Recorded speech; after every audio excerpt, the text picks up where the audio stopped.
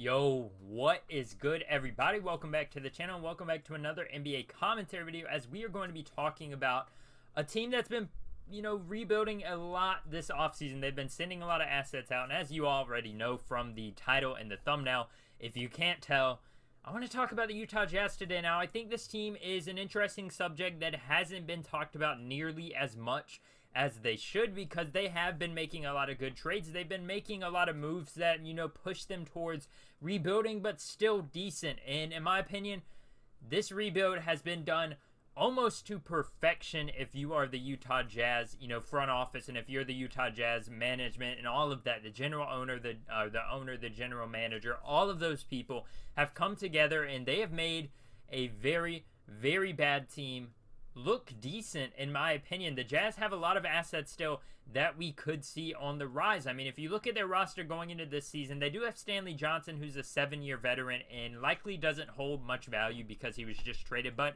if we go down here to the bottom of their roster, Mike Conley is a guy who year in and year out has been either an all-star or at least an average to above average starting point guard. What I say about that is he is a good starting point guard, and at 34 years old, he's still got a lot of gas left in the tank. Last year, he averaged 13 points per game, 5 assists on pretty decent shooting splits, 40% from the 3 and 43% from the field. Mike Conley's a decent player. Don't think he's going to warrant any big-name trades, obviously, at 34 years old, but there's a contending team out there, in my opinion, that would very easily make that trade. And honestly, I'm surprised the Lakers didn't go for Mike Conley, and instead they went for Patrick Beverley. I think they could have maybe tried and shipped both of them together if they'd include Russell Westbrook to make the contract matches, but also we continue down a little bit more, and if you look at it, Rudy Gay's there, a 16-year veteran, a guy that at one point was an all-star, and if you guys remember 2K20 or 2K13, 2K12, that era on the Grizzlies, on the Raptors, Rudy Gay was a dog. And obviously, he's not nearly as good as he used to be, but I still think Rudy Gay is a very good NBA player. He plays defense even at his old age of, 36 years old. He plays defense. He's been pretty decent as far as the last few years go. He hasn't been anything great, but he did average 11 points a few years ago, 13 points a few years ago. He's not going to be up to where he used to go, up there in the 20s and stuff, but Rudy Gay still has a lot of room left to grow. If we continue down, you've got Malik Beasley. They're going to be safe from him. As much as I would like him to be a guy the Bucks to look at, I think Malik Beasley is probably pretty safe as far as, being traded, because he is a 6-year veteran, but he's still relatively young. He's got a lot of talent. Maybe he'll never be an all-star, but he is a good starting shooting guard. But at the end of the day, or at the end of the roster, they've got two very important and very, very interesting trade targets. Now, first off, I want to go with the less interesting of the group. Bojan Bagpanovic, 6'7" guard/forward, who's not really going to give you too much defensively. He's going to give you a little bit. He's going to give you effort. He's going to be okay, and he's 33 years old from the 2011 draft. This guy is just an offensive bucket. He doesn't get you a lot on the defensive side, but last year we're talking 18 points per game. The year before that, 17. The year before that, 20 points per game. 18 the year before that, 14, 12, 13, 11. I mean, Bojan Bogdanovic has just been consistently a bucket since he's been in the NBA. And while he may not always be the most efficient, the most, he's got the best field goal percentage, the best three-point percentage, he can always get you a bucket. And there's so many contending teams, the Lakers, the Warriors, the Bucks, the Nets, anybody out there that needs a veteran like this, a guy that can go out there and he can get you a bucket when you need him. He can go out there and he can relieve your starter, and he can at least hold his own offensively. And at the end of the day, they have another guy just like that on this roster. Bojan Bogdanovic is a guy that if he didn't start, he would most likely be in 6-man of the year contentions. But if we go back a little bit on their roster, Jordan Clarkson has very, very much value on the market right now. He is a terrible defensive player. I won't say terrible. He's a below average defensive player, but he still provides enough of a spark and enough, energy on that offensive side of the ball that he is well worth it to allow him to come off the bench. And while he might not be great defensively, he's going to come off the bench. He's going to give you that spark. He's going to give you points, and that's really what you need if you're a contender off the bench. You need a guy that's going to come out and he's going to play well, and just hold his own for a few minutes, especially in the playoffs, especially in tight games where your starters need to rest for just a couple minutes at a time. Jordan Clarkson and Bojan Bagpanovic are, in my opinion, the most interesting pieces on this roster. Both of them could be very, very important to a contending team. And I would not be surprised if we see more trades with this Jazz team. They do have a lot of young talent. I like the way it's built, and we'll go over their roster other than the veterans, the guys I think they should trade in just a little bit. But I like the way their roster's built, and why not get more picks in return, get more young players? Like, if you're looking at a Bucks trade, this is just theoretically, obviously. If you're looking at a Bucks trade and you go and you see, you've got Jordan Nwora on a sign and trade for Jordan Clarkson, and then they throw in a second-round pick, why would you not accept that? Jordan Nwora is a guy that's young. He can't play defense that well, but, similar to Jordan Clarkson, but his offensive game has been proven to be at least good. He has offensive talent. Can you improve that? Can you build on that potential is what a very a rebuilding team should be looking for. A rebuilding team should be going after guys like that.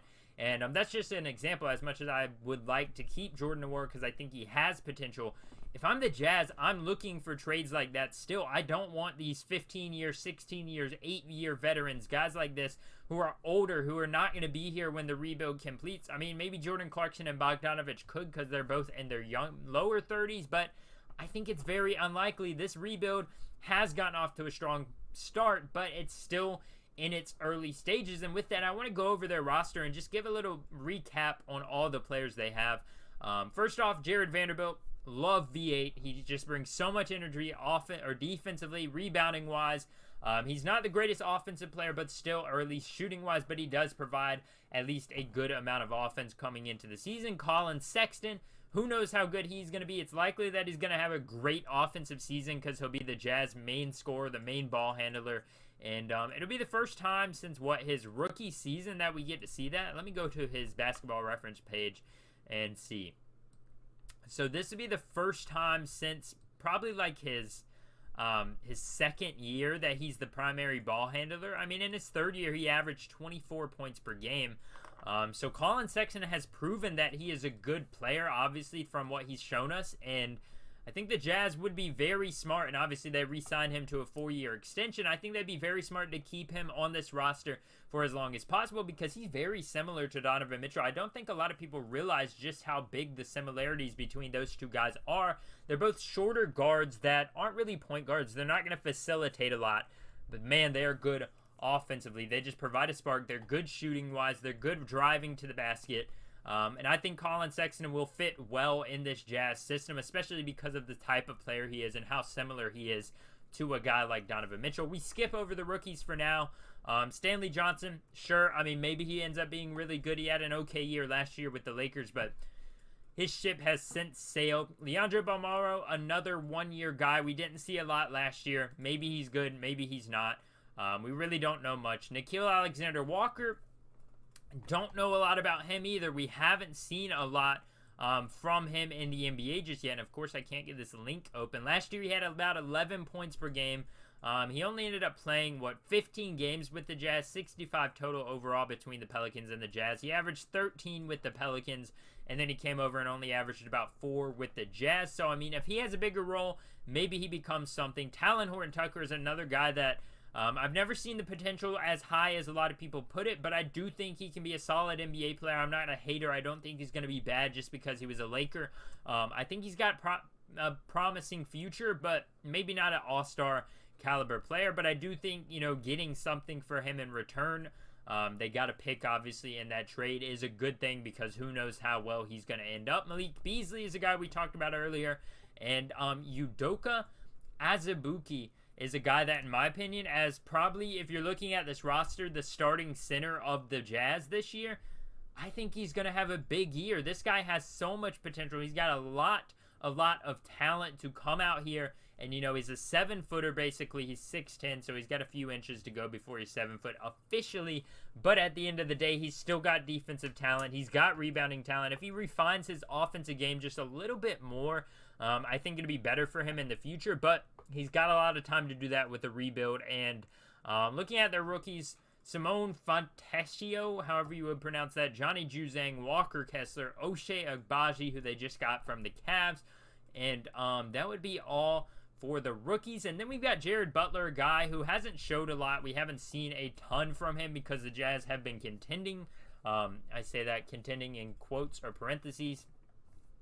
They've been contending, so they haven't had a lot of time for young players to develop, but I've heard that Jazz fans believe in Jared Butler. He seems to be a decent defensive and offensive player, so at the very least, maybe he becomes a 3-and-D oriented guy. That would be a good thing for the Jazz to have, especially on the the offensive side of the ball. A guy that can take some shots, a guy that can help this offense get going when I assume they're going to struggle this season because they don't have a lot of high-powered players outside of Colin Sexton. And I'd be shocked if they don't trade Bojan Bagpanovic. That guy might literally average 400 points per game this season. Same with Jordan Clarkson. Just a lot of young talent on this roster. I love where the Jazz are at as far as their rebuild goes. They've really accelerated the process with these trades. So many picks going the Thunder route. And hopefully we don't have to see them as bad as the Thunder for as long as the Thunder have been, because that's kind of disappointing for a lot of fans around the league.